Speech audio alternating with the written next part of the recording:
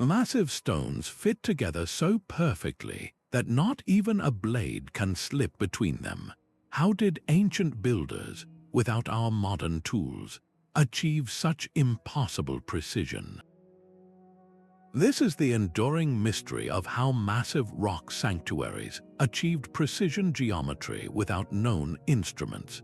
By the end, you will possess a new understanding of human ingenuity that challenges everything you thought possible about the past. We will investigate if they used forgotten technologies, harnessed the power of sound, or possessed a mathematical knowledge we are only now rediscovering. What does our own potential look like when we reconsider the limits of human achievement? These structures rise from the earth with a silent, imposing grace. Machu Picchu clings to Andean peaks, its terraces defying gravity. Stonehenge stands sentinel on a British plain, its ring of stones capturing the sun. On the Mediterranean islands of Malta, temples built from colossal limestone blocks form complex, curved chambers. They share a single, baffling characteristic. Their stones, some weighing as much as 50 tons, are cut and placed with a precision that borders on the impossible. The joints between these gigantic blocks are so tight, so flawlessly interlocked without any mortar, that you cannot slide the thinnest piece of paper between them. This is not rough construction, it is geometry executed on a monumental scale. Archaeologists like Dr. John Smith point to a profound knowledge behind this work. He notes that the alignment and fit of these stones suggest a level of mathematical and engineering knowledge that we are only beginning to comprehend. These sanctuaries were far more than simple shelters.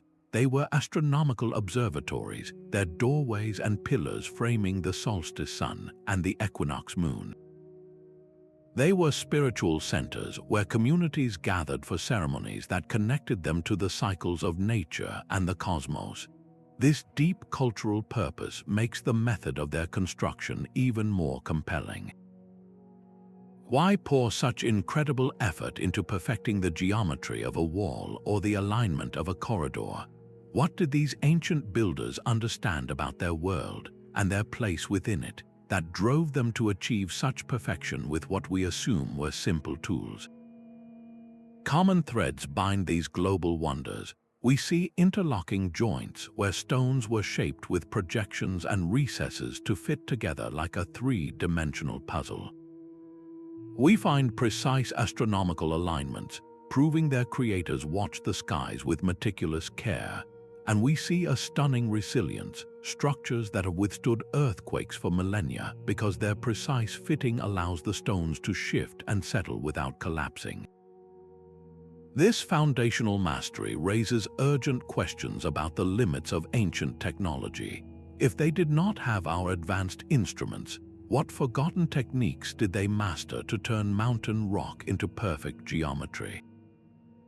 The search for their methods begins not with complex machinery, but with the most basic tools imaginable. The conventional image of ancient builders often involves stone hammers, copper chisels, and simple wooden levers. This is the toolkit archaeology expects to find. Yet, when we place these basic implements next to the flawless geometry of a sanctuary wall, the picture falls apart. How could a stone hammer, a blunt instrument for rough shaping, create a surface so perfectly flat it reflects light? How could a soft copper chisel carve intricate channels into granite harder than the metal itself? This is the core of the Tool Conundrum. At site after site, from the Andes to the Mediterranean, excavators have found no evidence of the advanced machinery such precision would seem to demand. There are no metal saws, no laser guides, no computer-assisted cutting equipment. The gap between the tools we have found and the achievements we see is vast and perplexing. Historian Dr. Emily White observes, the absence of tool marks or debris at many sites suggests techniques that are either lost or so subtle they evade detection. It is as if the builders cleaned up not just their scraps, but the very evidence of their methods. In theory, simple tools could achieve complex results through immense, painstaking labor and generations of refined skill. One could imagine an artisan spending a lifetime polishing a single granite block with sand and water, but this theory struggles with specific physical inconsistencies. Consider the perfect flatness of massive stone surfaces, where 3 blocks meet and every angle is a perfect 90 degrees, or the evidence of drilled holes in hard stone, with spiraling grooves that suggest a tool biting in with steady, powerful consistency. The list of missing tools is telling. We find no precision measuring devices, no sophisticated lifting mechanisms capable of hoisting 50-ton stones into place with millimeter accuracy, and no cutting instruments hard enough to work the most resilient rock. A striking illustration comes from Pumapunku in Bolivia. Here, scattered like a giant's puzzle, are H-shaped blocks of andesite, a stone so hard it rivals granite. These blocks feature a series of identical, complex notches and precision-cut channels. Each notch is a perfect geometric form, repeated across multiple stones with a consistency that suggests the use of a template or a machine. To achieve this with stone tools alone seems almost beyond comprehension, so we are left with a powerful, reflective question. Were the tools of these ancient builders far more advanced than the simple implements we have discovered, perhaps made from perishable materials that left no trace? Or did they employ methods we have not yet considered, techniques that bypass the need for hard metal altogether, using knowledge we are only beginning to rediscover? The mystery of the missing tools forces us to look beyond conventional archaeology for answers. Perhaps the simplest explanation is also the most extraordinary. What if these builders possessed a sophisticated knowledge that was simply lost to time, erased by a forgotten cataclysm or a slow cultural collapse? This is the compelling premise of the first major theory, that ancient civilizations used advanced technologies for which we have no surviving record. Author and researcher Graham Hancock articulates this view, arguing that these sites are evidence of a sophisticated global civilization that predates recorded history. He suggests that a monumental event, perhaps a comet impact or a great flood, reset the course of human development, leaving only the most durable stone structures as cryptic clues. This idea forces us to confront a profound question. Could the precision we see be the remnant of a lost science? Proponents of this theory point to legends and vague historical accounts that hint at capabilities we would consider modern. Some speak of sonic levitation, where specific sound frequencies were used to make massive stones weightless, allowing small groups of people to guide them effortlessly into place. Others suggest the use of energy tools, devices that could somehow soften granite until it was as pliable as clay, permitting artisans to mold and shape it with ease. There are even accounts of chemical compounds, a kind of ancient solvent that could dissolve rock along precise lines for clean, perfect cuts. Consider the case of the Great Pyramid. Some researchers point to granite boxes found within, which exhibit drill holes with spiraling grooves that cut deep into the hard stone. The consistency and depth of these grooves suggest a drill bit that advanced with a steady, powerful force unlike any simple copper tool. This has led to theories of advanced drilling methods, perhaps utilizing a technology that we have not yet rediscovered. The most logical question then arises. If they had such incredible technology, why is there no direct, undeniable evidence for it? The answer, theorists suggest, lies in the nature of the tools themselves. Perhaps they were not made of metal and stone, but of knowledge formulas, frequencies, and techniques passed down orally and guarded closely. When that civilization fell, the knowledge died with its last masters. All that remained were the immense, silent structures, their perfect geometry a silent testament to a world we can barely conceive. This theory opens a door to a past far more complex than our textbooks allow. Yet it also pushes us to look for more Earth-based, yet equally ingenious, methods that might have been employed with the materials we know they had. What if the secret was not a lost technology, but a forgotten understanding of the very world around them? Yet the idea of a lost civilization with advanced machines is not the only answer. A second, equally compelling theory suggests the builders needed no extraordinary technology, only an extraordinary application of the simple tools they possessed. This view focuses on the immense power of human collaboration and persistence. Imagine a team of workers not with cranes but with ropes of woven fiber, rollers made from felled trees, and an endless supply of water and sand. Their greatest asset was not a tool, but their shared effort channeled over generations to achieve a common vision. Engineer Dr. Robert Lee offers a crucial insight, noting, "We often underestimate the cumulative effect of trial and error over generations." What appears to us as a single impossible feat was for them the end result of countless small refinements passed from parent to child. This was not about a single brilliant invention, but about a deep, empirical knowledge of materials and physics, honed through relentless practice. The methods themselves were ingenious in their simplicity. For quarrying, they might have used fire, by heating a granite surface with a large fire and then rapidly cooling it with water. The thermal shock would cause the rock to fracture along predictable lines, freeing a massive block from the bedrock. For transport, a common technique involved sledges. A giant stone could be placed on a wooden sledge, which was then pulled over a path made slippery with wet clay, drastically reducing friction. Dozens of workers, coordinated by rhythmic chants, could then haul a multi-ton block across remarkable distances. The final fitting of the stones required even more delicate, patient work. The principle of pecking and grinding was key. Using a harder stone like quartzite, an artisan would repeatedly pound the surface of a granite block, slowly crushing the crystalline structure. Then, using sand mixed with water as an abrasive, they would grind the surface smooth.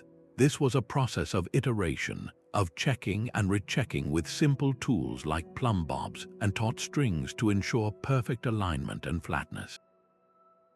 A stone would be test-fitted, then lifted again to grind down a tiny high spot, over and over, until the fit was seamless. A powerful illustration comes from Easter Island, where oral traditions describe the massive moai statues being walked to their platforms. Researchers suggest this could mean teams used a rocking motion, shifting the statue from side to side with ropes, creating a slow, deliberate forward progress. This was not magic, but a brilliant, practical solution born from intimate familiarity with leverage and balance. So we must ask ourselves a reflective question. How does a community's collective effort transform simple ropes and stones into instruments of precision? What does this tell us about the potential of patience and skill, qualities we still possess today? This patient, physical work, however, was likely guided by something even more profound than muscle. It was almost certainly directed by a sophisticated mathematical knowledge that allowed them to translate cosmic patterns into stone. A single geometer, using a length of rope and a central stake, could draw a perfect circle in the sand. This simple act reveals the third and perhaps most profound theory, that the builders possessed a deep, intuitive knowledge of mathematics and geometry, encoded directly into their stone sanctuaries. These structures are not just buildings, they are physical expressions of sacred geometry, incorporating ratios like the golden section and the constant pi, numbers that resonate throughout the natural world. Mathematician Dr. Anna Kumar observes, the proportions in these structures often align with cosmic constants, suggesting an intentional design beyond mere construction. This was not random artistry, it was a deliberate effort to mirror the order of the cosmos in stone. With this knowledge, complex tools became unnecessary. A rope could define a circle, the shadow of a staff could measure precise angles for solstice alignments, and simple counting systems could encode Pythagorean triples, the same ratios that form perfect right triangles. The entire layout of a temple, with its corridors and chambers, could be planned and executed using these fundamental principles. The legendary stones of Stonehenge provide a powerful example. Its massive trilithons and outer sarsen circle are arranged to capture the exact rising and setting points of the sun during the solstices. Achieving this required not just observation, but precise calculation, a way to translate the moving heavens into fixed positions on the ground. This mathematical genius was seamlessly woven into their spiritual beliefs. Geometric patterns like spirals and repeating ratios were not merely decorative, they were seen as representations of life, growth, and the divine order. This integration of intellect and belief raises a compelling question. How did they develop and transmit such sophisticated mathematical concepts without a system of writing as we know it? Was this knowledge passed down through generations in oral traditions, or is geometry itself a kind of universal language, waiting to be discovered by any culture that looks deeply enough at the stars and the shapes of nature? The presence of this intellectual architecture suggests the builders were not just laborers, but philosophers and astronomers. Yet, this profound understanding of form and space would have been useless without a way to physically manipulate the stone itself, leading to an even more hands-on mystery, the actual process of cutting and shaping these colossal blocks. Granite, one of the hardest stones on Earth, could be shaped as easily as wet clay. This idea sounds like pure fantasy, yet it forms the core of a fascinating fourth theory. Legends from across the ancient world speak of plant-based concoctions, special liquids that could temporarily soften rock, allowing artisans to mold and fit massive blocks with an almost supernatural ease. Researcher David Hatcher Childress has explored historical accounts that describe such recipes, formulas passed down in obscure texts that speak of using specific herbs, tree saps, or even acidic fruit juices to alter the very structure of stone. The proposed process is startlingly simple. A builder would apply the solution to the rock surface. The stone would become pliable for a short time, its surface soft enough to be impressed by another stone or carved with simple wooden tools. After a period, it would harden again, locking in its new, perfectly fitted shape. This could elegantly explain the seamless, plastic-like joints seen in places like the polygonal walls of Sacsayhuamán in Peru.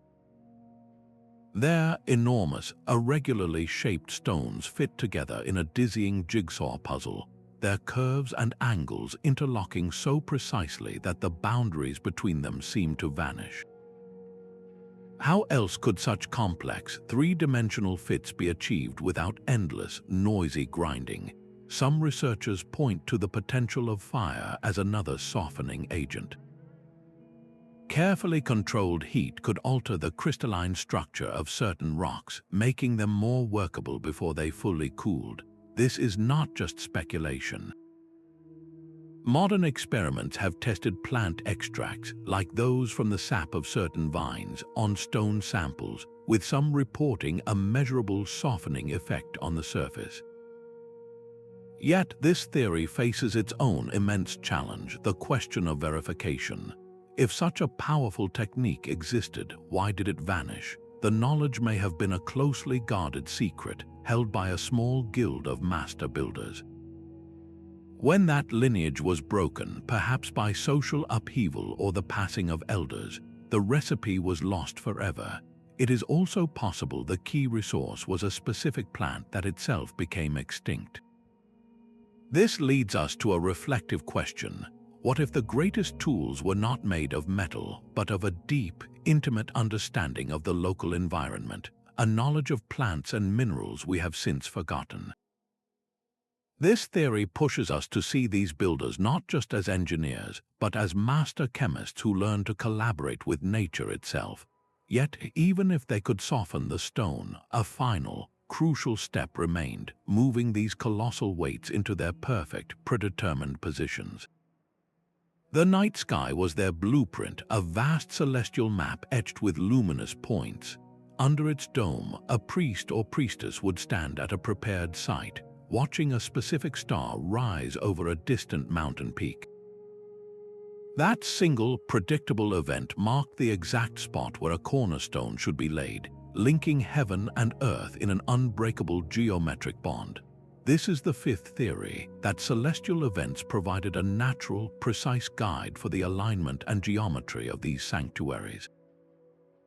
The movements of the sun, moon, and stars offered a perfect, repeating clock and ruler, a system of measurement that required no physical instruments, only patient observation and deep knowledge. Archaeoastronomer Dr. Maria Lopez explains this connection, noting many of these sites function as giant calendars, their geometry mirroring the sky itself.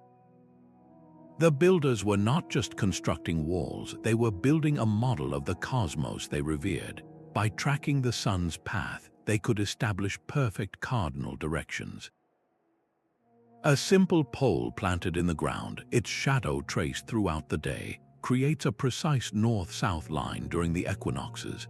This fundamental line could then dictate the entire orientation of a temple. Solar alignments are found worldwide. At Newgrange in Ireland, a 5,000-year-old tomb is designed so that for a few minutes at dawn on the winter solstice, a single shaft of sunlight travels down a long passageway to illuminate the inner chamber. This was not a happy accident. It was a deliberate, calculated feat of engineering designed to capture a specific moment of light once a year. Lunar cycles offered another layer of complexity. At Chichen Itza in Mexico, the Great Pyramid of Kukulkan displays a play of light and shadow during the equinoxes that creates the illusion of a serpent slithering down the staircase. This phenomenon integrates the solar calendar with architectural artistry. Similarly, many Egyptian temples are aligned so that certain corridors frame the light of specific stars like Sirius, which held profound significance for their calendar and beliefs. A particularly elegant example is the Intihuatana stone at Machu Picchu, often called the hitching post of the sun. This intricately carved granite pillar is positioned so that at noon during the spring and autumn equinoxes, the sun stands directly overhead and the stone casts no shadow at all. It is a perfect, silent demonstration of astronomical alignment carved in living rock. This celestial connection forces us to reflect on ancient priorities. How does anchoring a building to the cosmos enhance its architectural precision? It reveals a worldview where human creation was meant to be in harmony with the universal order, where precision was not just a technical goal but a spiritual imperative. Yet, this profound connection to the heavens may have been complemented by another invisible force, one not seen but heard, the potential role of sound and vibration in the very shaping of the stone. A single, sustained note hums through the air, and a massive granite block slowly rises from the ground. This is not science fiction, but the core of a sixth theory, that ancient builders harnessed the power of sound itself to achieve their impossible precision. Legends from across the globe speak of sonic construction, where coordinated chanting or the beat of a drum could make stones weightless, allowing them to be guided with ease into their perfect interlocking positions. The concept rests on a foundation of real physics. Acoustic levitation uses specific sound frequencies to create standing waves. points of high and low pressure that can trap and suspend small objects in midair. Physicist Dr. James Chen notes resonance can affect material properties. It is plausible sound played a role in ancient engineering. The vibrations could have reduced friction to near zero, making a 50-ton stone slide across a surface as if it were on a cushion of air, or even counteracted gravity for brief moments. To achieve this, builders might have used massive drums, rows of chanting priests, or specially designed brass horns, all tuned to the resonant frequency of the stone or the site itself. Tibetan legends vividly describe the construction of monasteries high in the mountains, where trumpets and chanting were used to levitate stones up impossible cliffs. Modern experiments give this idea a flicker of credibility. Researchers have successfully levitated small droplets of water and even tiny pieces of wood in laboratory settings using carefully calibrated speakers. The immense challenge, of course, is scaling this effect to the size of a multi-ton block. The energy required would be enormous and the coordination precise beyond belief. A compelling example can be found in the hypostyle hall of Egypt's Karnak temple. Its forest of colossal columns is arranged with such perfect symmetry and alignment that some researchers suggest sound resonance could have been the only way to position the final, massive architraves on top with such accuracy. The stones themselves might have been tuned, their shapes and compositions chosen to vibrate in harmony with specific frequencies. This leads to a profound reflective question. Could the harmony of sound create a literal harmony in stone, a perfect geometric order born from vibrational energy? How would we even begin to test such an idea today, to listen for the echoes of a forgotten technology in the silent spaces between these ancient blocks? This auditory angle shifts our focus entirely, suggesting that the true driver behind these projects was not just physical need, but a deep cultural and spiritual pursuit of resonance with the universe itself. A shared belief can move mountains, or at least reshape them into perfect geometry. This seventh theory argues that the ultimate driver behind these impossible structures was not a lost technology or a secret tool, but a profound cultural and spiritual motivation that unified entire communities. The goal was not merely to build a wall, but to construct a sacred dialogue with the divine. Anthropologist Dr. Sarah Jones explains this powerful dynamic, noting, in many cultures, building for the divine demanded perfection, as flaws were seen as insults to the gods. This was not a matter of aesthetics, it was a spiritual imperative. Every corner, every curve, and every alignment was imbued with symbolic meaning, a physical representation of a cosmological belief. A perfectly straight line mirrored the path of a righteous life. A precise circle represented the eternal cycle of seasons, and a specific angle might honor a particular deity or ancestral spirit. This pursuit of geometric purity was guided by deep tradition. Spiritual leaders, perhaps shamans or high priests, would have interpreted dreams and omens to dictate the exact placement and form of each stone. These instructions were not written down, but carried in the collective memory of the people through oral traditions, songs, and rituals passed from one generation to the next. This living knowledge ensured that the sacred meaning behind the geometry was never lost, even as the work spanned decades or even centuries. The sheer scale of labor required a highly organized society. A strict hierarchy would have directed the effort, with master planners overseeing specialized artisans, who in turn guided thousands of dedicated workers.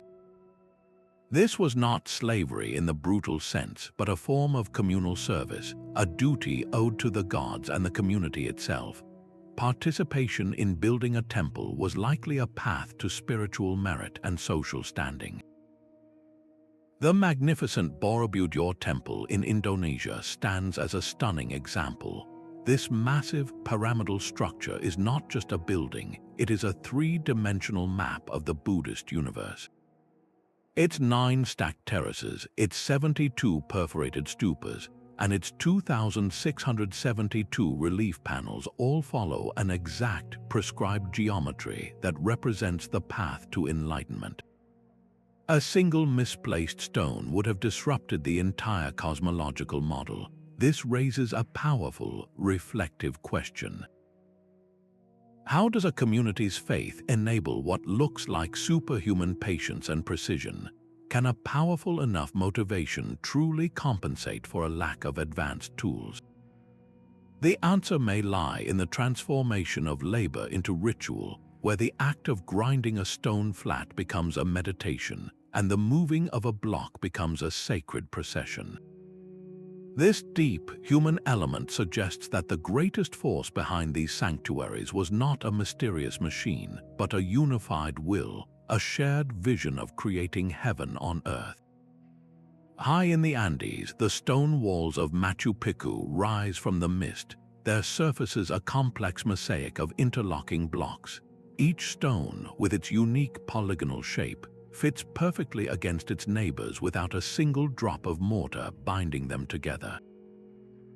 This is precision geometry on a breathtaking scale, where the irregularity of the stones actually contributes to the structure's legendary strength. Archaeologist Dr. Luis Garcia has studied this phenomenon extensively, noting that the engineering here accounts for earthquakes, with stones that shift and settle during tremors but never collapse. The entire citadel acts like a giant, three-dimensional puzzle, designed to dance with the seismic forces of the mountains rather than resist them. To achieve this, the Inca builders likely employed a masterful process of trial and error. They would have painstakingly shaped a stone using hammer stones made of harder rock, like black basalt, to peck away at the granite. Then they would test-fit it, lift it, and grind down any high spots with sand and water before lowering it again, repeating the cycle until the fit was seamless. This was not rushed work, it was a meditative, iterative craft passed down through generations. Look at the Temple of the Sun, with its elegantly curved wall and the iconic stone that precisely frames the June solstice sunrise through its window. Or consider the intricate network of water channels, carved with such exact gradients that fresh water still flows through them today, a testament to hydraulic engineering that rivals modern systems. The entire site is also meticulously aligned with the surrounding apus, the sacred mountain peaks, weaving the built environment into the natural one.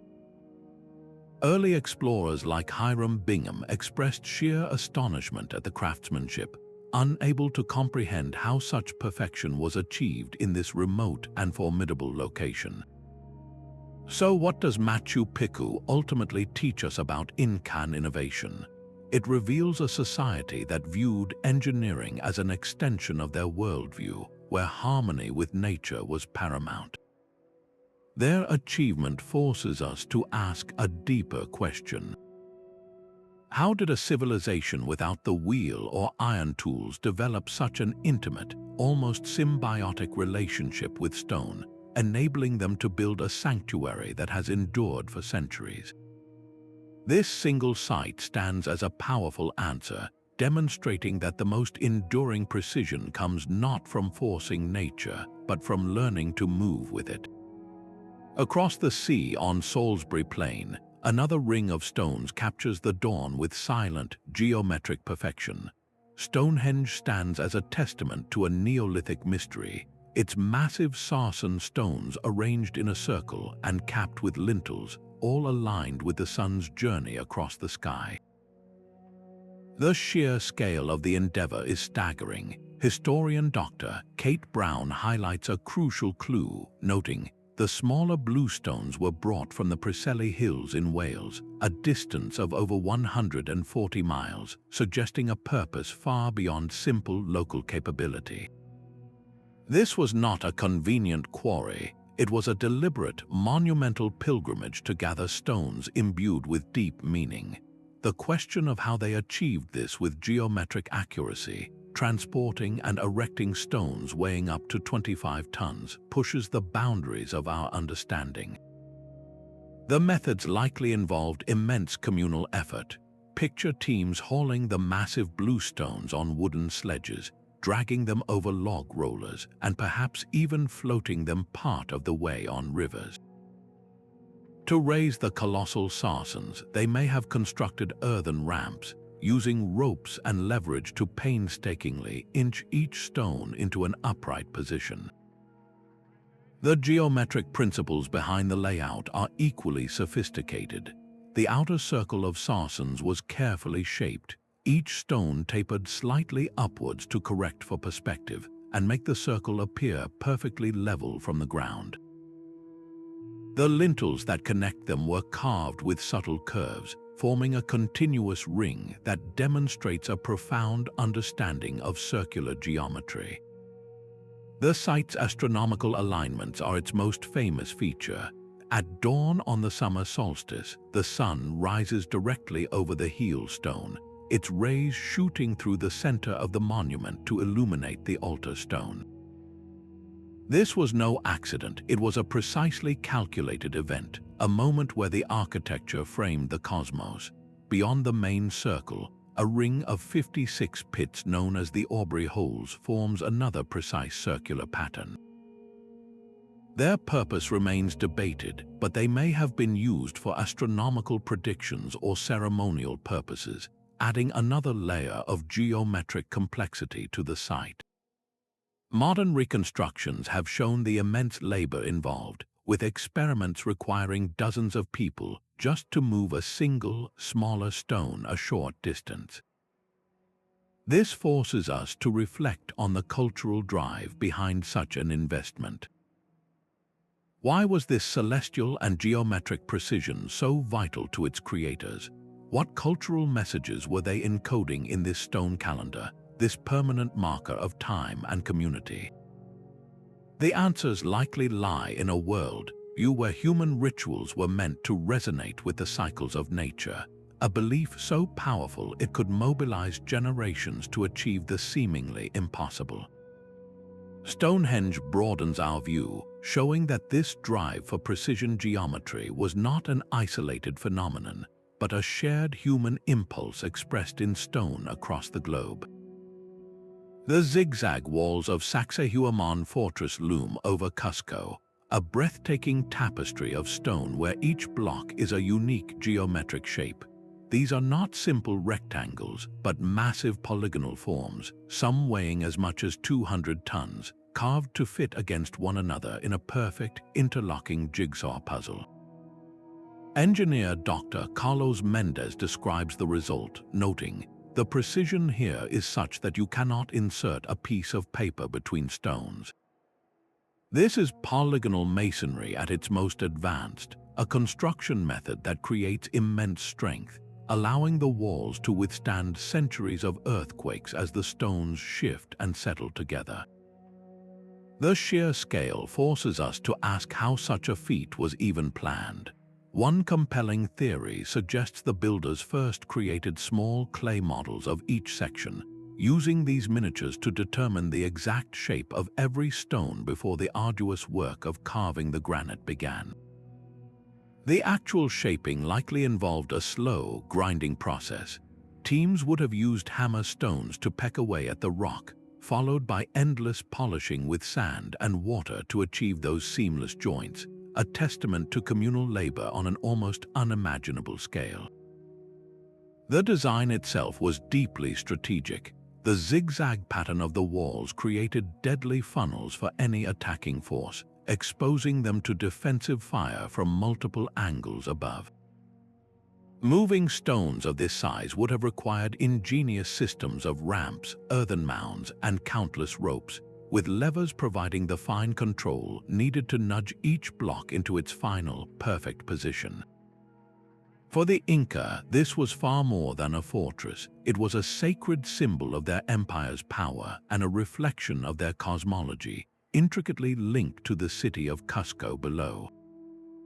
The perfection was so baffling to the Spanish conquistadors that some reportedly attributed its construction to demons, unable to conceive of human hands achieving such work. So how did they manage to create such impossibly tight fits across thousands of irregular stones? And what does this colossal, coordinated effort reveal about the Incan capacity for organization and their profound understanding of their own materials? Sacsayhuamán stands as a powerful reminder that the drive for perfect geometry was a global phenomenon, a silent language of stone spoken by cultures separated by vast oceans, yet united by a common, mysterious genius. Sunlight streams through a precisely carved aperture in the outer wall of Haga Kim, striking a specific stone slab deep within the temple's heart. This event, marking the summer solstice, has repeated for over 5,000 years, a testament to one of humanity's earliest and most baffling architectural achievements. On the islands of Malta, a series of megalithic temples rise from the earth, their massive limestone blocks forming complex, curved chambers and corridors that predate Stonehenge and the Great Pyramids by centuries. These are the oldest free-standing structures on Earth, built around 3,600 BCE, and their geometric sophistication remains a profound mystery. Archaeologist Dr. Fiona Caruana, who has studied these sites for decades, observes, the apsidal designs show an advanced understanding of space and ritual. The builders were not just stacking stones, they were creating a carefully choreographed experience for the community. The temples, like Mnajdra and Jiwith above are laid out in cloverleaf or trefoil plans, a series of semicircular lobes connected by a central corridor. This was not random construction. It was a deliberate, large-scale geometric blueprint executed with staggering ambition. The toolkit available to these Neolithic builders was, by our standards, impossibly simple. They had access to flint and obsidian, stones that can be knapped to create a sharp, glass-like edge.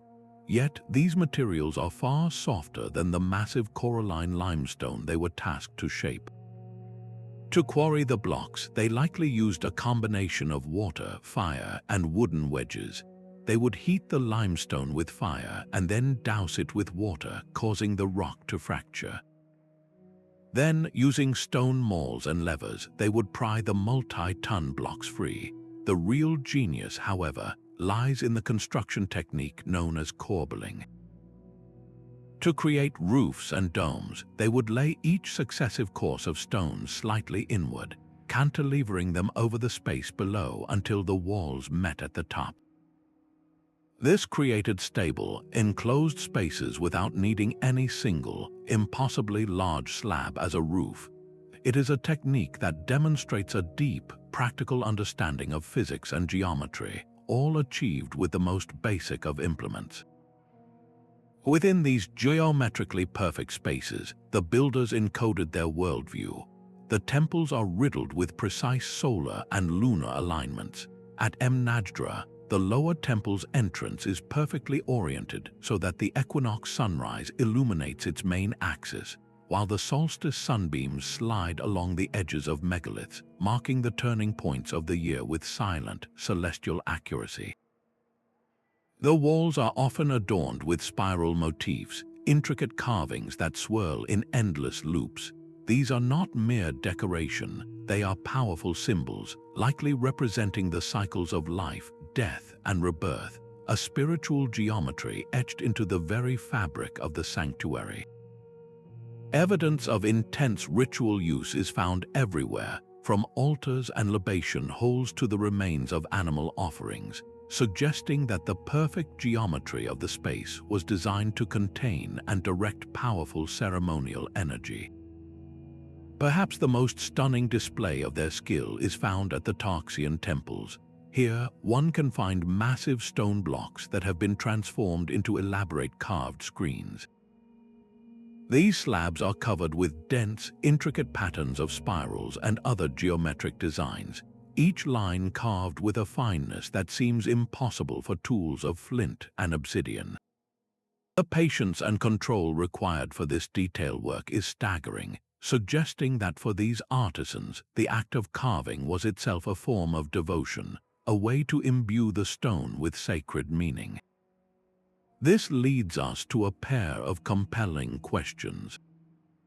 How did these early builders maintain such geometric consistency across multiple temple complexes, a project that must have spanned generations?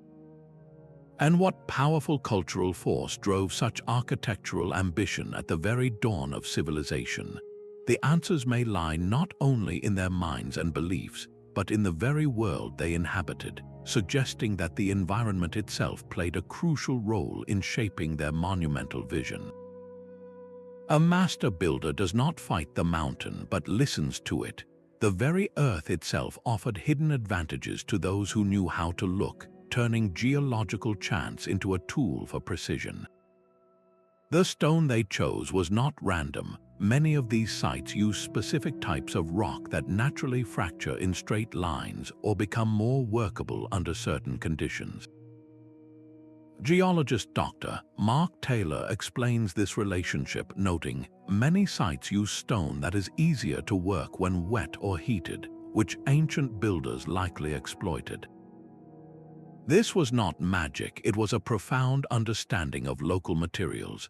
A builder quarrying limestone knew that heating it with fire and then dousing it with water would make it split cleanly. A worker shaping sandstone found that when the stone was damp, its abrasive surface could be ground and polished with far less effort. The natural grain direction of the rock became a guide for their cuts, allowing them to split massive blocks with the same principle a modern woodworker uses to split a log along its grain. Consider the colossal Olmec heads of Mexico. These immense sculptures were carved from a single type of basalt that erodes in a predictable, layered fashion. The ancient sculptors did not invent this quality. They recognized it in the landscape and selected their boulders accordingly, using the stone's own tendencies to guide their artistic vision. The terrain itself was a blueprint. Rather than leveling a hill to create a flat foundation, builders would often incorporate the existing bedrock into their walls, creating a structure that was literally one with the earth. This adaptation provided a stable, immovable core for their geometry. In seismically active regions like Peru, this knowledge was paramount. The polygonal walls that shift during tremors were not just a clever design, they were a direct response to the living, moving ground beneath them. The builders learned from the environment, observing how natural rock formations weathered earthquakes and mimicking those resilient structures in their own work. This leads to a powerful, reflective question. How does working in harmony with nature rather than dominating it lead to a deeper, more resilient kind of precision? What could modern engineering learn from this ancient principle of collaboration with the material world? This environmental perspective reveals that their genius was not just in shaping stone, but in choosing the right stone and listening to its inherent properties. This deep, localized knowledge was not something one person could discover in a lifetime. It was a legacy, a living library of techniques and observations passed from experienced hands to eager apprentices across countless generations. A master builder's hands guide a young apprentices feeling the subtle curve of a stone. No blueprint exists between them, only the rhythm of a story passed from parent to child. This was the classroom, a lifelong apprenticeship where the secrets of geometry were not written down but lived.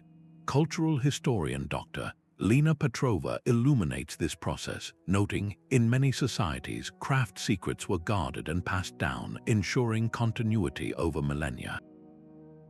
This oral tradition was a living library, a dynamic system where knowledge was preserved, refined, and improved with each successive generation, all without a single written formula. The rules of sacred geometry were woven into the fabric of myths and songs. A story about a hero's journey might secretly encode the ratio needed to calculate the perfect angle for a doorway. A chant used to coordinate the hauling of a stone might contain the precise rhythm for the rocking motion that made it easier to move. This was knowledge made memorable, embedded in the culture's very identity. The training was not a short course, it was a lifetime commitment. An apprentice might spend a decade simply mixing the right sands for polishing before ever being trusted to shape a cornerstone. This slow, immersive process ensured that the hand learned what the mind understood, creating an intuitive feel for the stone that no written manual could ever provide. We see a powerful echo of this in the later Gothic cathedral builders. These medieval masons used complex geometric rules to raise their soaring arches, employing secrets held within their guilds. They worked from full-scale templates scribed on tracing floors, a physical, hands-on knowledge transmitted from master to apprentice, not from a printed page. This system was incredibly effective, yet it was also fragile. The chain of knowledge could be broken by a single catastrophic event, a conflict that dispersed a community, or the simple passing of the last master before a new one was fully prepared. This leads us to a poignant question. How many techniques for achieving impossible precision were lost simply because the story ended, because the song was no longer sung? The potential loss is staggering, a silent gap in our understanding of human capability. This very mystery is what drives modern researchers to pick up the tools themselves, attempting to rebuild the past with their own hands through the rigorous practice of experimental archaeology. The ground trembles as a 20-ton concrete block inches forward, pulled by 24 volunteers straining against thick ropes. This is not a scene from the past, but a modern experiment in the field of experimental archaeology, where researchers use hands-on tests to explore how ancient feats might have been accomplished. By recreating these methods with the same primitive tools, they seek to validate or refute long-held theories about ancient construction. As archaeologist Dr. Tom Harris explains, by trying these methods ourselves, we gain insights into the practical challenges and solutions that simply reading about them cannot provide. These experiments strip away modern assumptions, forcing a direct physical confrontation with the problems ancient builders solved. One of the most tested methods involves transport.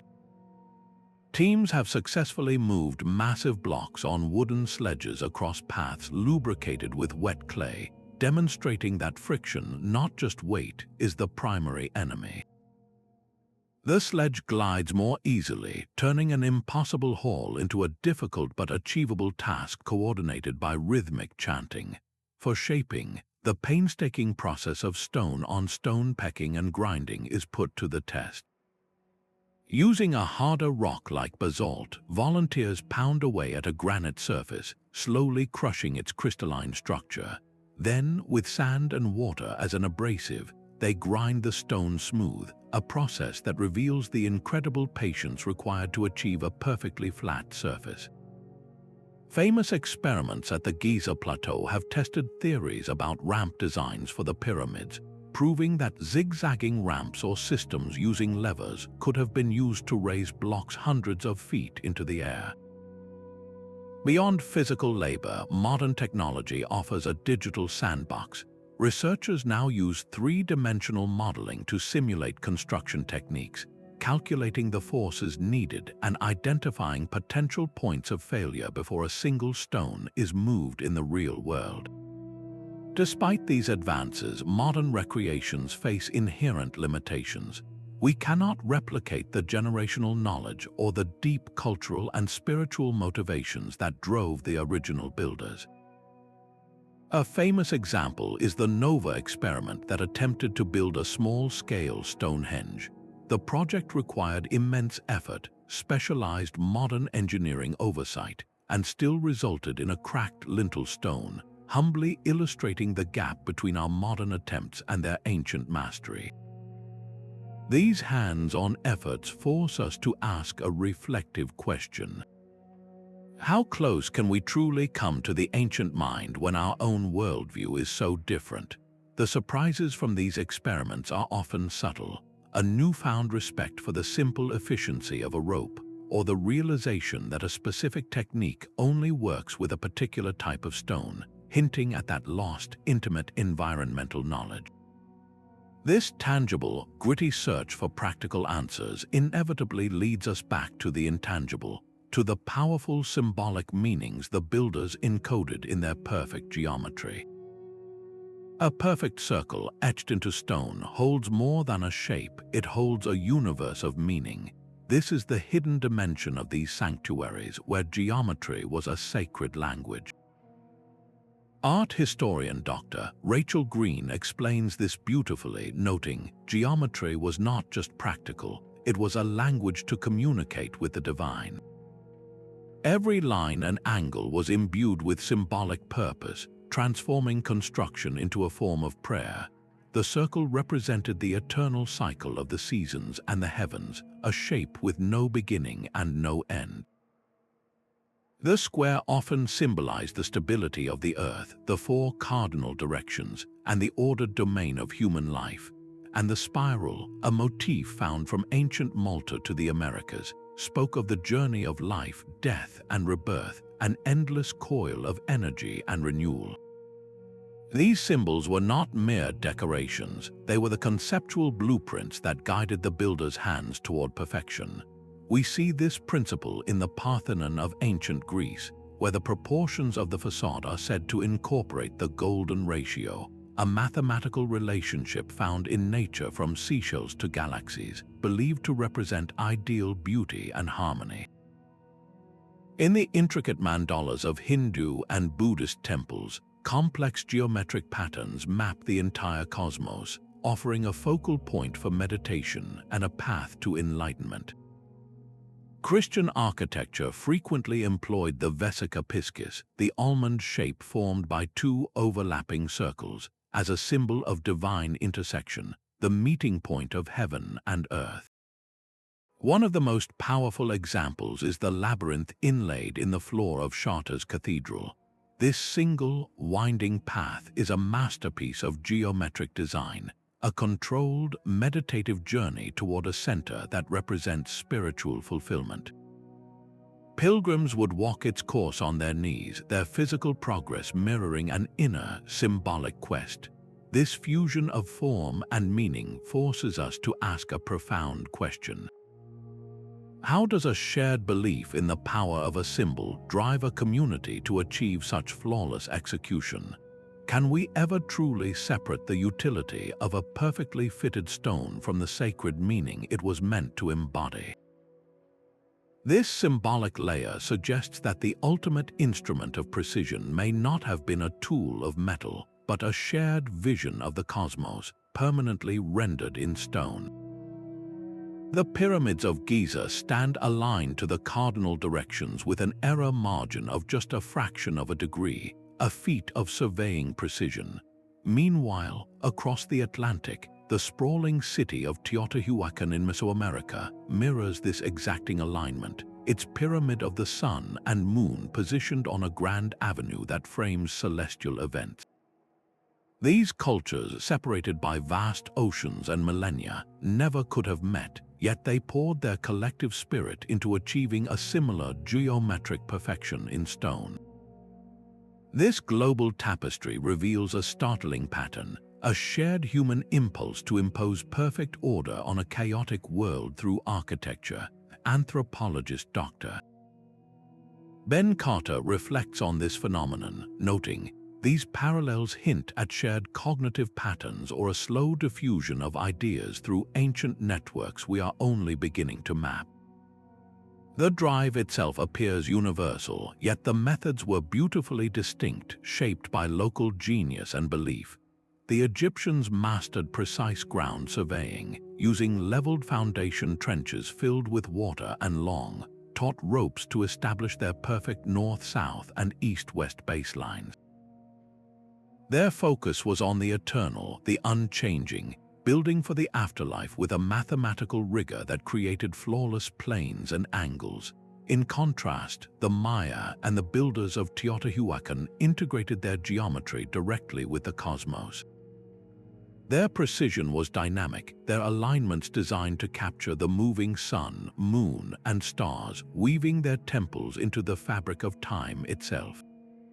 We see similarities in their alignment techniques, where simple gnomons or shadow-casting sticks and patient observation of the horizon provided all the data needed. Yet the tools differed, with Egypt favoring copper chisels and hard stone pounders on relatively soft limestone, while in Mesoamerica they worked with obsidian blades and volcanic rock. The local religion was the ultimate guide. In Egypt, geometric purity reflected the principle of Mat, the divine order of the universe. For the Maya, the precise angles of a pyramid staircase might represent the sacred path of a deity, a celestial ladder connecting the earthly and spiritual realms. So why did cultures across the globe with no contact prioritize this incredible geometric accuracy?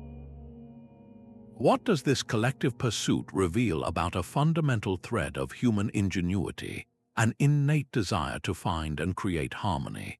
This comparative view begins to strip away the mystery of alien intervention, pointing instead to the profound capabilities of the human mind when united by a powerful, shared purpose. A popular television show might have you believe that ancient monuments were built by extraterrestrial visitors, a tantalizing story that captures the imagination. Yet this idea, and others like it, requires a careful separation of compelling fiction from archaeological fact. The claim that aliens or supernatural forces were responsible for the world's precision geometry is a persistent one, but it crumbles under the weight of critical examination. Skeptic and researcher Dr. Alan Grant offers a crucial perspective, stating, while mysterious, these feats are within human capability. Attributing them to aliens undermines our ancestors' achievements. So why do these myths endure? They often flourish in the gaps left by incomplete archaeological records, and they offer a simple, dramatic answer to complex questions that challenge our modern assumptions about the past. The psychological appeal is powerful, a ready-made solution that bypasses the need for painstaking research into lost human techniques. Consider the Nazca lines in Peru, vast geoglyphs etched into the desert floor. They are frequently cited as evidence of alien runways or visitations. However, archaeological evidence points to a far more human and no less impressive reality.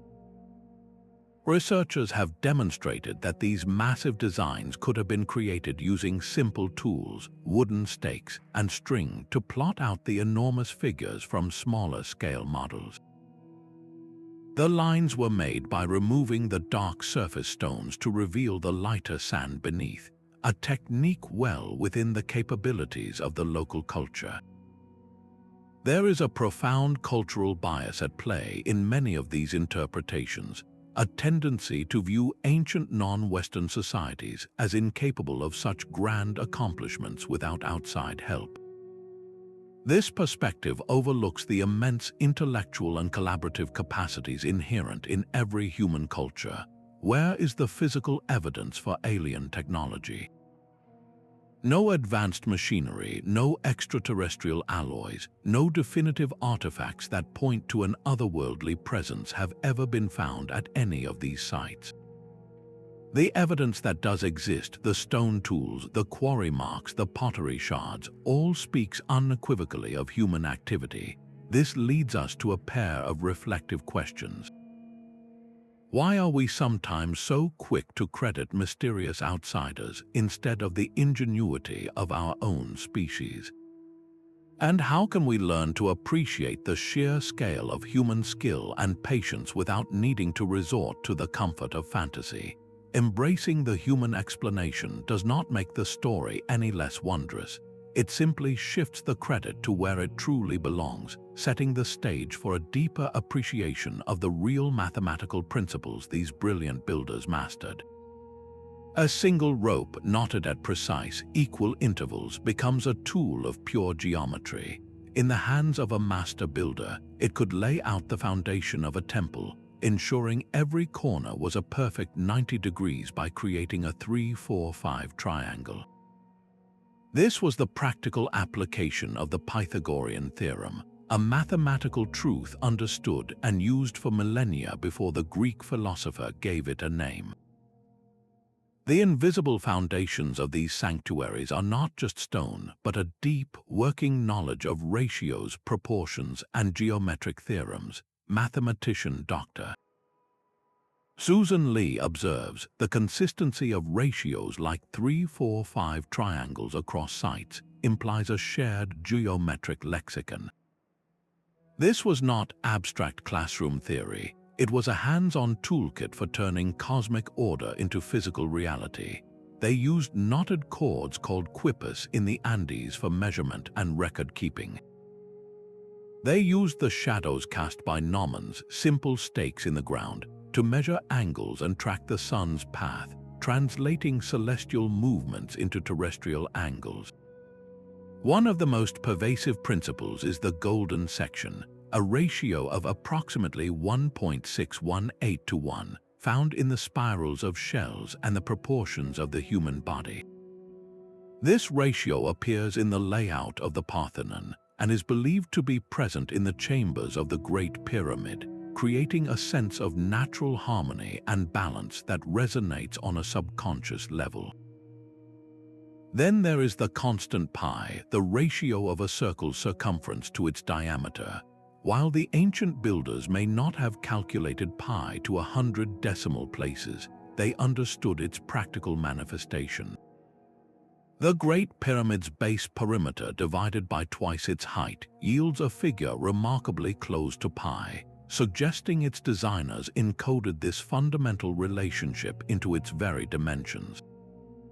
For laying out entire cities or temple complexes, they relied on grids. A basic unit of measurement would be established, and the entire plan would be scaled up using a proportional grid, ensuring every element, from the largest wall to the smallest niche, was in harmonious relationship with the whole. This mastery raises two profound questions. How did cultures separated by oceans independently discover these universal mathematical rules? And is our intuition for geometry an innate human trait, a latent knowledge of the world's underlying patterns waiting to be unlocked? This deep dive into their mathematical mind reveals a world where number and form were sacred. Yet, understanding the blueprint was one thing. The monumental task of executing it with multi-ton stones was an engineering challenge of a completely different magnitude. Hundreds of workers strain in unison, their chants rising as a colossal stone block inches forward on a wooden sledge. This was the reality of ancient engineering, a monumental coordination of human effort focused on solving one primary problem: friction. Civil engineer Dr. Paul Kim clarifies the core principle. The key was reducing friction using rollers, lubricants, or clever pivot points. Without this understanding, moving a single 50-ton stone would be an impossible task, let alone building an entire sanctuary. The methods they developed were marvels of practical physics.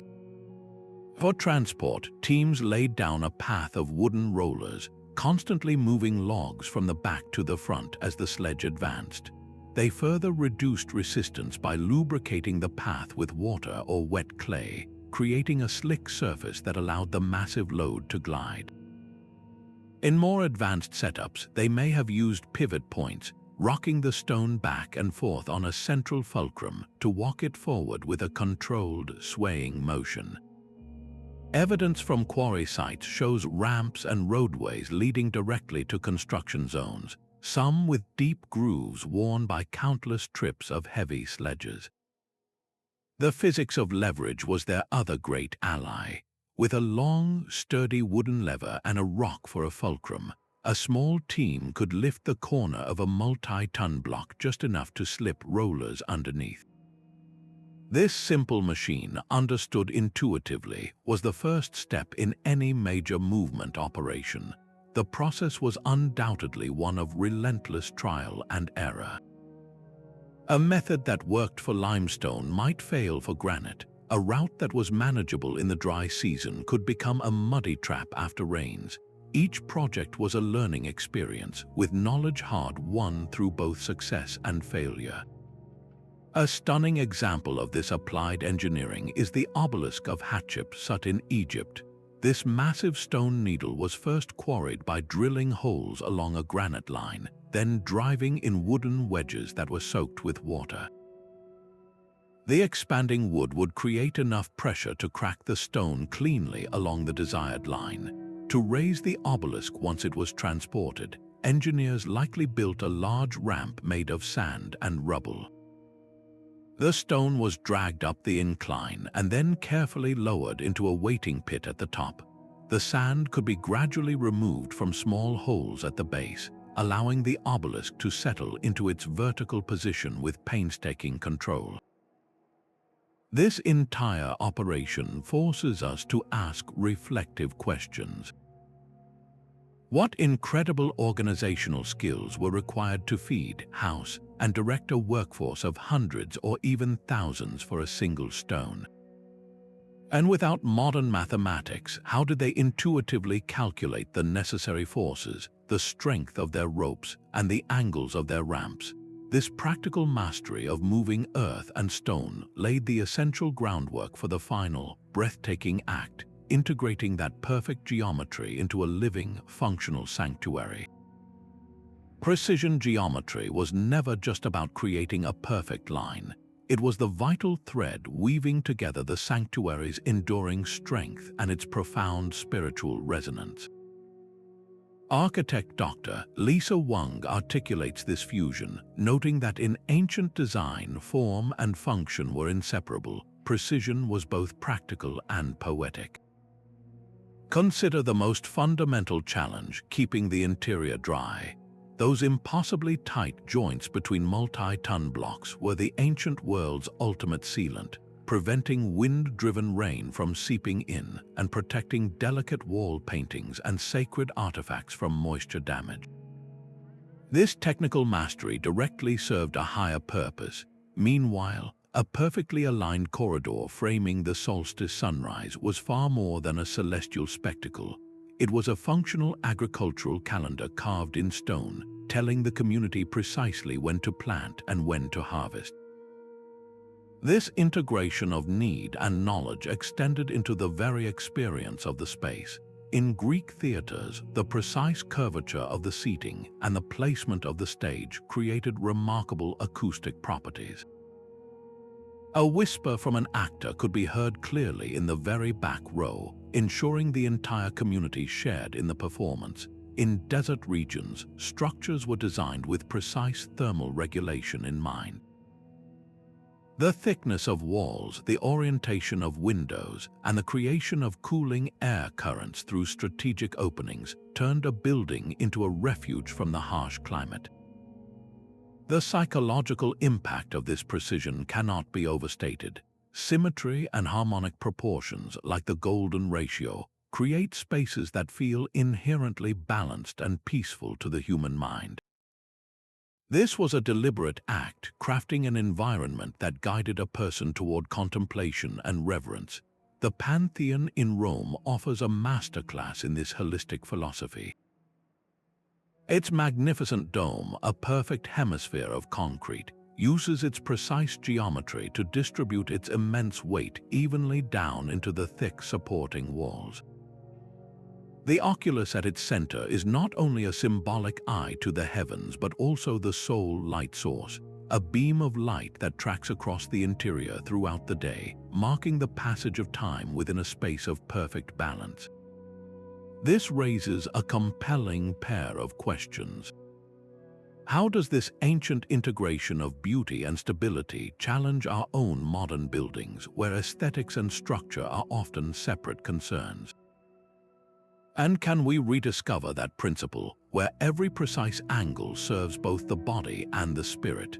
The creation of such harmoniously integrated spaces required more than a lone genius with a plan. It demanded the collective will and shared labor of an entire community. A single master plan was realized by thousands of hands moving in a shared rhythm. The true power behind these geometric marvels was not just a brilliant mind, but a brilliantly organized society, where labor was a collective duty woven into the very fabric of community life. Sociologist Dr. Omar Hassan illuminates this social engine, noting, "These projects reinforced social cohesion and identity, making the labor a collective endeavor." This was not forced toil, but a shared undertaking that bound people together, transforming individual effort into a lasting legacy for all. The organization was often meticulous, structured around systems like the corvée, where citizens contributed a set period of service to the state as a form of tax or civic duty. In other cultures, the work was a profound religious obligation, a way to earn spiritual merit and honor the gods. Vast trade networks also played a role, exchanging specialized knowledge and materials across regions, ensuring that the best techniques and resources reached the building site. This coordination was the bedrock of consistent quality, allowing techniques for perfect stone fitting to be maintained over decades, even centuries. The labor force was a complex machine with a clear division of tasks. Master planners, the architects of their day, laid out the sacred geometry. Specialized artisans, possessing generations of knowledge, handled the delicate work of shaping and polishing. And a vast workforce of general laborers, often farmers working during the agricultural off-season, provided the immense physical power for quarrying and transport. These efforts were often synchronized with seasonal festivals, turning work periods into communal celebrations that boosted morale and reinforced the project's sacred purpose. The economic impact was profound, as these monumental projects required food, tools, and housing, effectively creating a bustling local economy around the construction site. We see a powerful parallel in the construction of medieval cathedrals. These soaring structures were not built by a single king's decree, but by entire towns. Stonemasons, carpenters, and glassworkers organized into guilds protected their craft secrets while training new generations. Meanwhile, local volunteers would help with hauling materials, their participation a source of community pride and a direct contribution to their spiritual home. This raises a compelling pair of questions. What profound motivation drives a person to spend their entire life working on a project they will never see completed? And how does that deep, personal investment from an entire community translate into the patient, careful work required for millimeter precision? The answer may lie in the transformation of labor into a shared ritual, where every perfectly placed stone becomes a permanent offering from a generation to the future. This immense human effort, however, was always in a delicate dance with the very materials they sought to master. A master builder runs a hand over a rough granite surface, feeling the density of the stone. He then turns to a piece of limestone, tapping it lightly and listening to the ring. This was the first and most critical step, a deep, intuitive understanding of the materials themselves. The choice of stone was not arbitrary. It was a deliberate selection based on a profound knowledge of geology that directly enabled their geometric precision. Geologist Dr. Nina Patel explains this crucial relationship, noting, "The microcrystalline structure of some stones allows for fine detailing, while others are chosen for sheer durability." Each type of rock possessed unique properties that dictated how it could be worked and what role it could play in the grand design. Hardness determined the tools and effort required. Grain size influenced how cleanly it could be cut, and its response to weathering ensured the sanctuary would stand for generations. Consider the massive Moai statues of Easter Island, carved from a compressed volcanic tuff. This stone is hard enough to endure centuries of coastal weather, yet its relatively porous structure made it easier to shape with stone tools than solid basalt would have been. In contrast, the classical Greeks selected fine-grained marble for their temples, a stone soft enough to be carved into the flowing folds of a goddess's robe, yet crystalline enough to hold a sharp, perfect edge for centuries.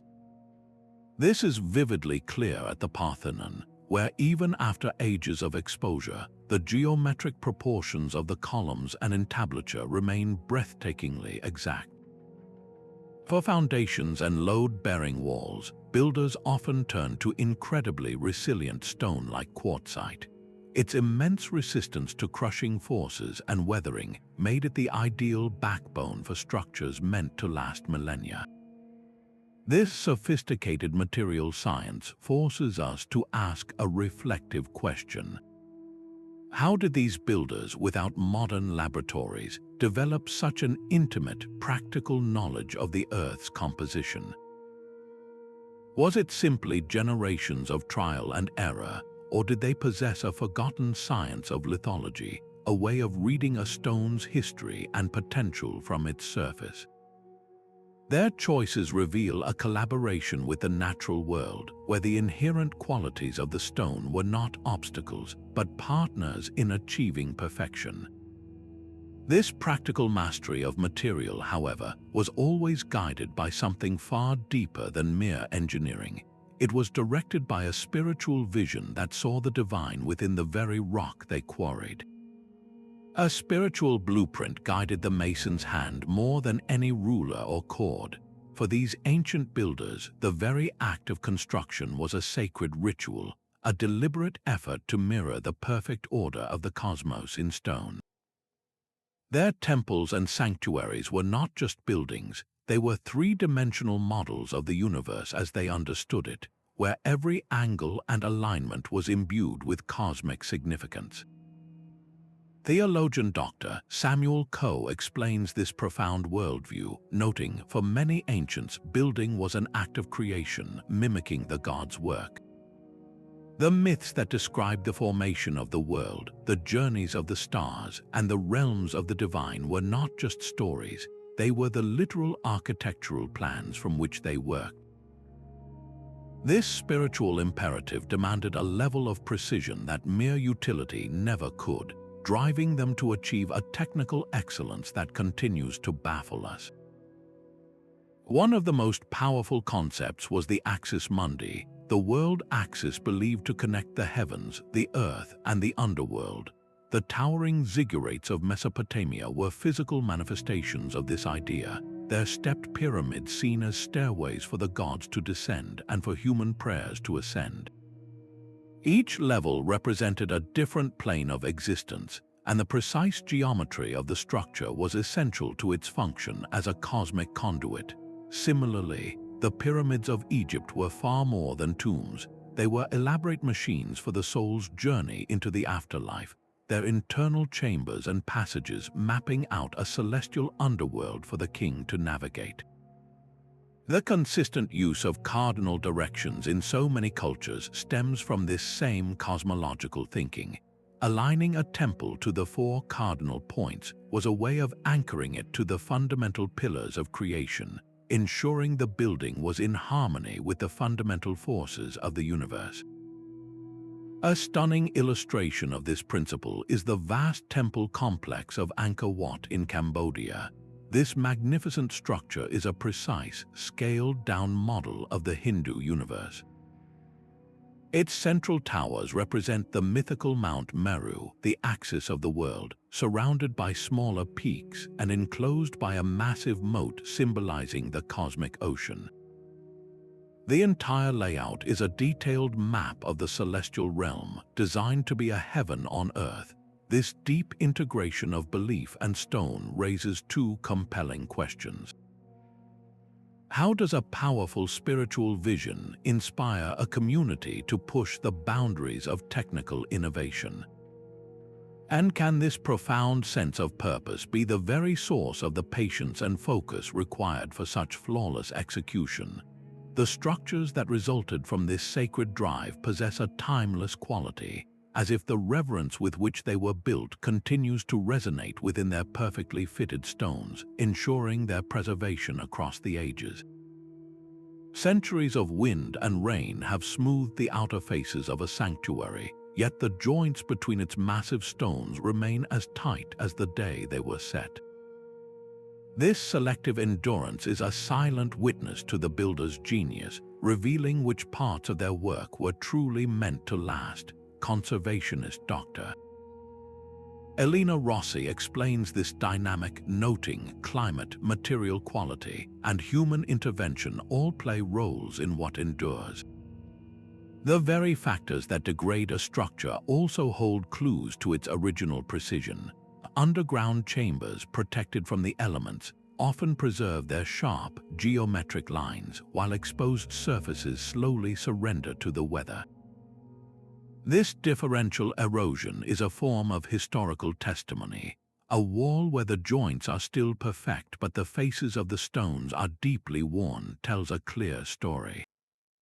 It shows that the builders prioritized the hidden, structural connection over the superficial appearance, understanding that the strength of the sanctuary lay in the invisible fit.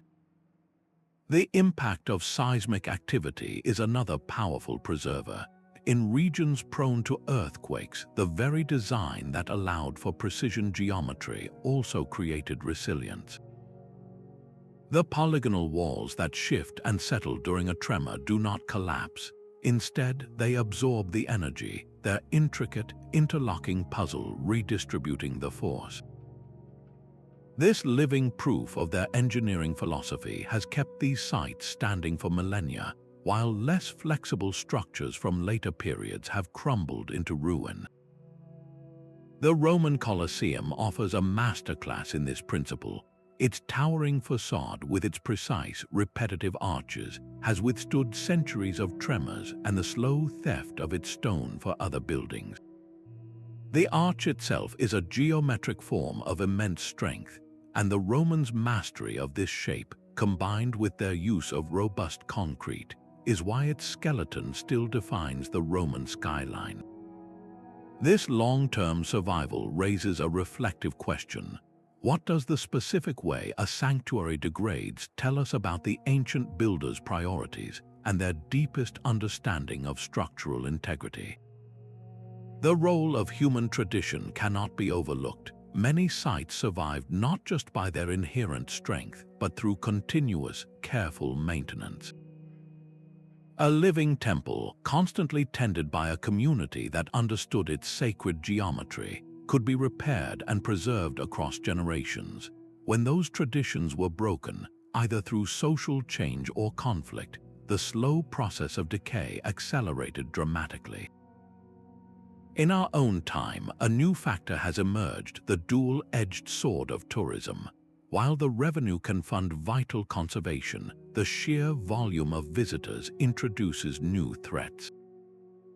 The oils from thousands of hands, the vibration from countless footsteps, and the changes in humidity from human breath can slowly degrade the very surfaces people come to admire. This presents a modern dilemma. How do we protect these marvels of precision from the love and curiosity they inspire? The answers we find today will determine what clues remain for the generations that follow, shaping the next chapter in our understanding of these ancient wonders. That same drive for perfect geometry echoes in the blueprints of our modern world. Today's architects, confronting the challenges of sustainability and urban density, are increasingly looking back to these ancient sanctuaries for inspiration, finding timeless solutions in their stone. Architect Dr. Kenji Tanaka reflects on this connection, noting, "Ancient geometry teaches us about balance and efficiency, relevant in eco-friendly design." This is not about copying old styles, but about rediscovering a fundamental wisdom where form and function are seamlessly woven together with the environment. We see this in the resurgence of sacred ratios like the golden section, used to design skyscrapers whose proportions feel naturally pleasing to the human eye. It appears in the strategic placement of windows and overhangs that use passive solar alignment, just like a solstice corridor in a megalithic temple, to heat and cool buildings without excessive energy. The Gherkin Tower in London is a stunning example, its sleek, aerodynamic curves not only defining the city's skyline, but also using the wind to minimize structural stress and reduce its energy consumption, a principle of working with natural forces that any Inca builder would recognize. This philosophy extends to biomimicry, where buildings are designed to mimic the efficient structures found in nature, from the hexagonal strength of a honeycomb to the spiral growth of a seashell. The work of Frank Lloyd Wright consistently drew from this well of ancient wisdom, his organic architecture emphasizing low, horizontal lines and geometric harmony that rooted his buildings in their landscape, much like a temple integrated with its mountain. This modern dialogue with the past forces us to ask a pair of vital questions. How can the wisdom encoded in 5,000-year-old stone help us solve the pressing problems of climate and resource management today? And what does it say about our own potential when the most forward-thinking designs are those that remember the oldest lessons in balance? The answers are still being written in glass and steel, yet they point toward a future where innovation is guided by the enduring principles of the past. This contemporary search for ancient answers, however, is fraught with its own unique set of challenges, revealing just how difficult it is to fully understand a world without written records. An archaeologist kneels in a trench, her brush sweeping dust from a stone that has not seen sunlight for thousands of years. Her work is a meticulous puzzle where most of the pieces are missing.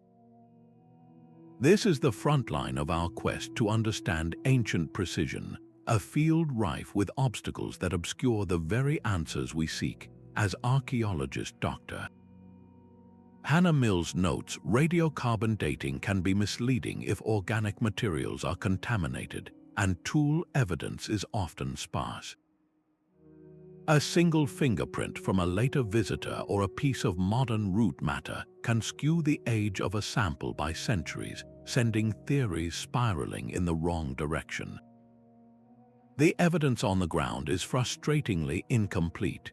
We find the magnificent structures, but the workshops, the trial pieces, the broken tools, and the written plans have largely vanished. The stones themselves are silent, offering no inscriptions to name their creators or explain their methods. To make matters more complex, many sacred sites were reused and remodeled by later cultures, their original layers buried and altered, leaving a tangled timeline for researchers to decipher. The scientific tools we rely on have their own limitations.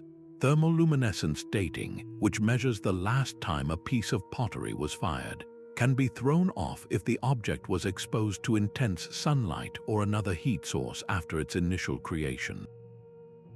This creates a constant debate over construction timelines, where a margin of error of several hundred years can mean the difference between attributing a site to a well-known culture or a mysterious, earlier one. The problem is compounded by looting, where the illegal removal of artifacts from their original context destroys the stratigraphic layers that are essential for accurate dating and interpretation. Each looted object is a page torn from a history book, its story lost forever. A powerful example of these challenges reshaping history is Göbekli Tepe in Turkey. For decades, the prevailing theory held that complex society arose only after the development of agriculture. But the dating of Göbekli Tepe, a site of staggering geometric complexity, turned that idea on its head.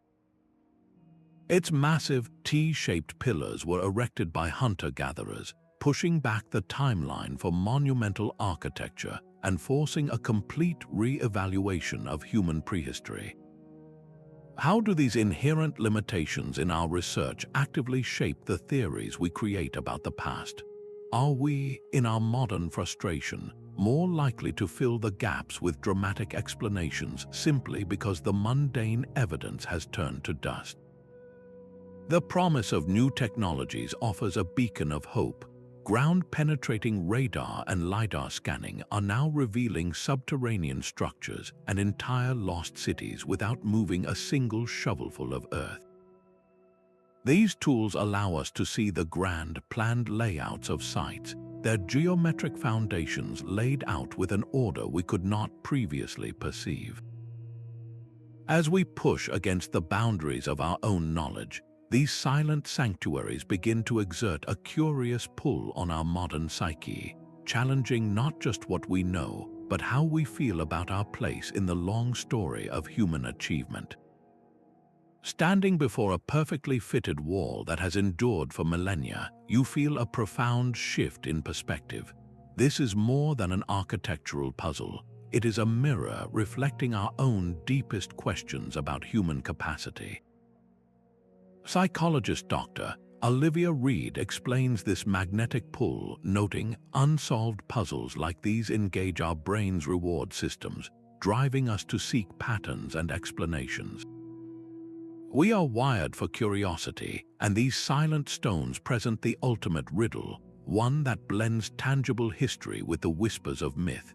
This allure taps into a fundamental human tension, our fear of the unknown and our simultaneous yearning to conquer it.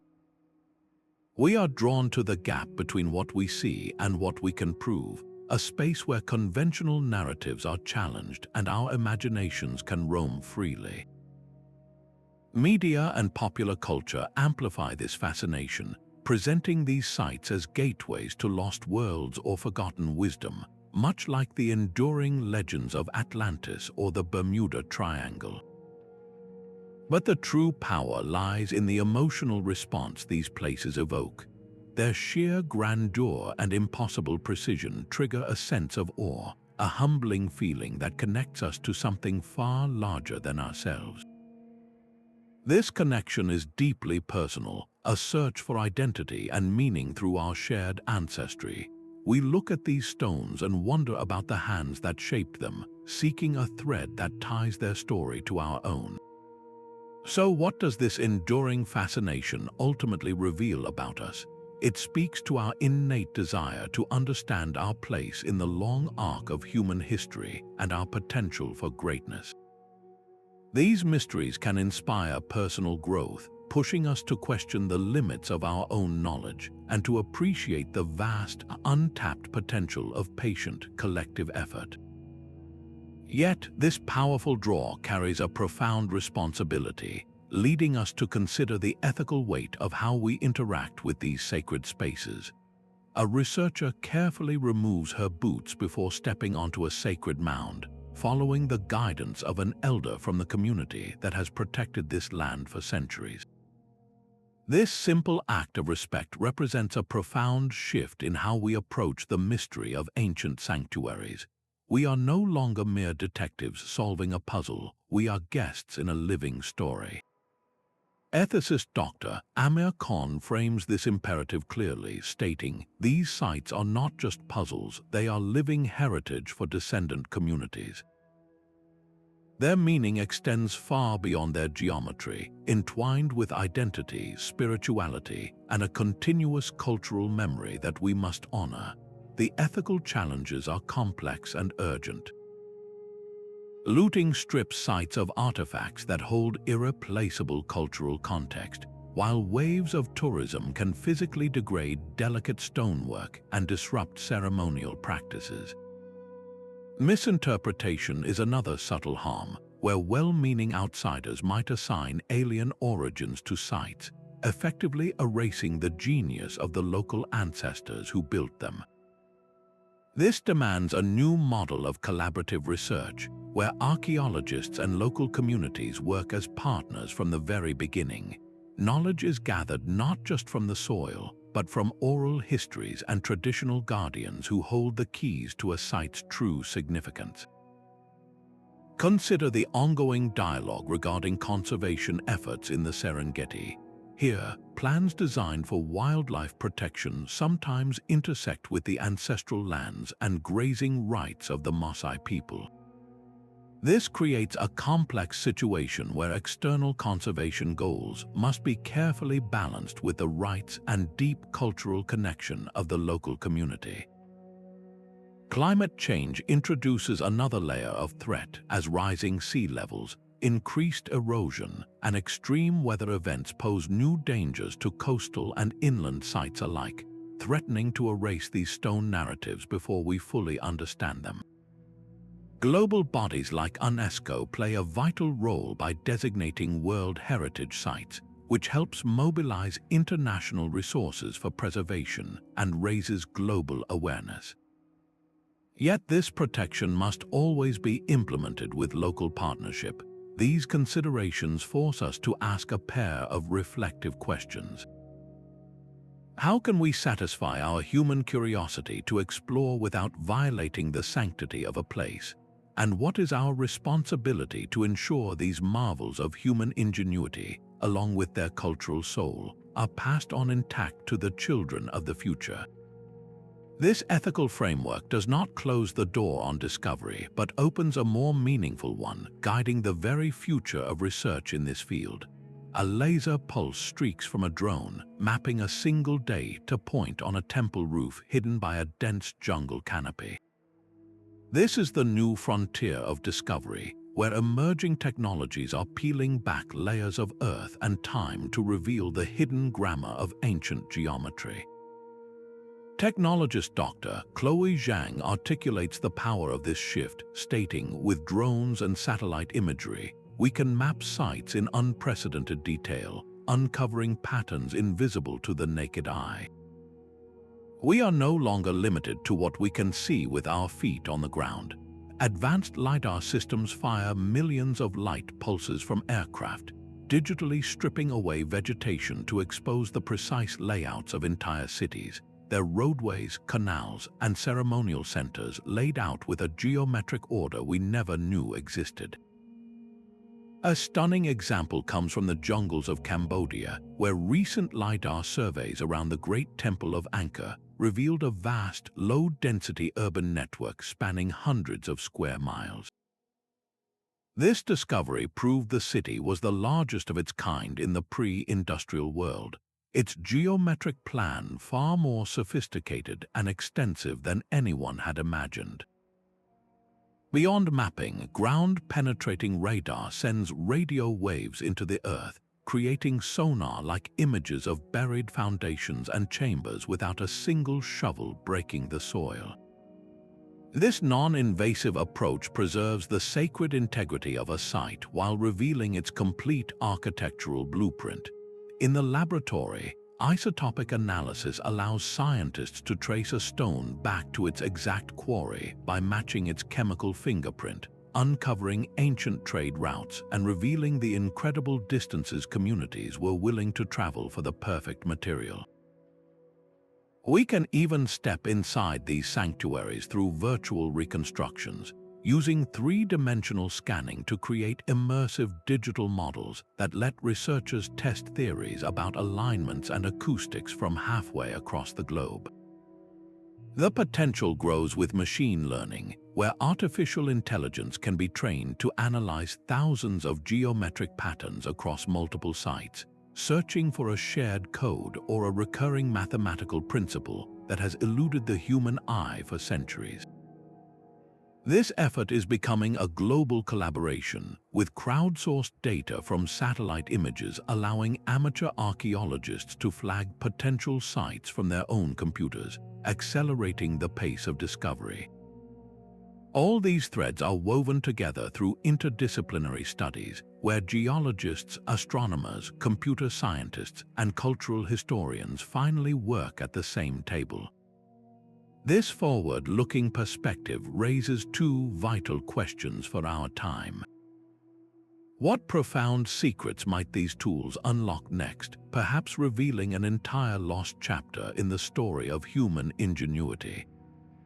And as our power to see and analyze grows exponentially, how do we ensure these technologies are used ethically, respecting both the cultural legacy of descendant communities and the fragile physical remains?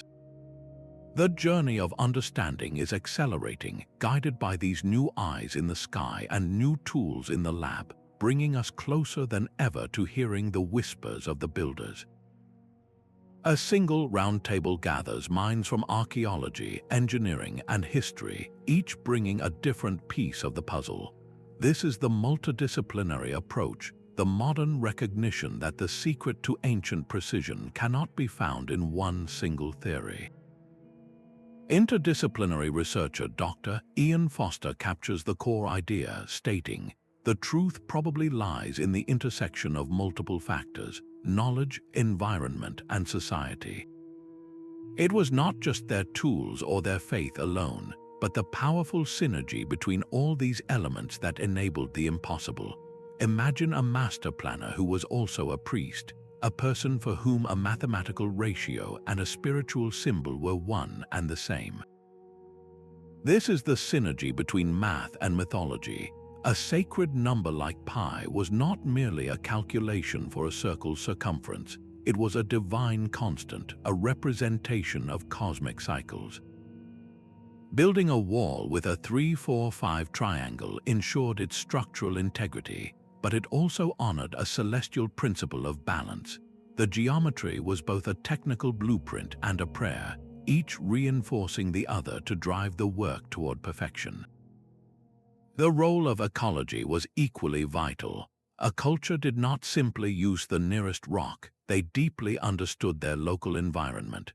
They knew which limestone quarry offered stone that fractured cleanly when heated, which river clay made the most effective lubricant for sledges, and which specific sand contained the hardest quartz crystals for polishing granite. This intimate knowledge of local resources, accumulated over generations, turned the entire landscape into a toolkit. Finally, this synthesis demands experimental validation. A theory about sound levitation remains a fascinating story until physicists can model the acoustic forces involved. An idea about plant-based softening agents gains credibility when chemists can test historical recipes on stone samples. At the ongoing research at the Giza Plateau, you see this in action. Geologists analyze the quarry marks, engineers model ramp designs with computer simulations, and archaeologists consult textual records, all converging on a shared, evidence-based understanding of the pyramid's construction. This integrated effort forces us to ask a pair of reflective questions. How can we, in our own lives and work, adopt a multidisciplinary mindset to solve complex problems? And what does this synthesis teach us about the nature of human achievement? That our greatest wonders are rarely the product of a single brilliant idea, but of many threads woven together by a determined community. So we arrive at the heart of the mystery, having journeyed through theories of lost technology and ingenious tools, of sacred mathematics and celestial alignments. The truth is likely a tapestry woven from all these threads. It was not merely one secret, but the powerful fusion of profound spiritual purpose, generations of accumulated knowledge, and a deep collaboration with the natural world. These builders possessed a vision of harmony, a drive to create heaven on earth that guided their hands to achieve what we see as impossible precision. Their legacy is a testament to human ingenuity and resilience, a powerful reminder that the limits of human capability are often far beyond what we assume. While the full story of their methods may remain just out of reach, the very act of searching for answers transforms our understanding of history and innovation. The pursuit itself connects us to their world, enriching our appreciation for what can be accomplished with patience, unity, and a shared vision. This brings to mind the timeless words of anthropologist Margaret Mead, who said, "Never doubt that a small group of thoughtful, committed citizens can change the world."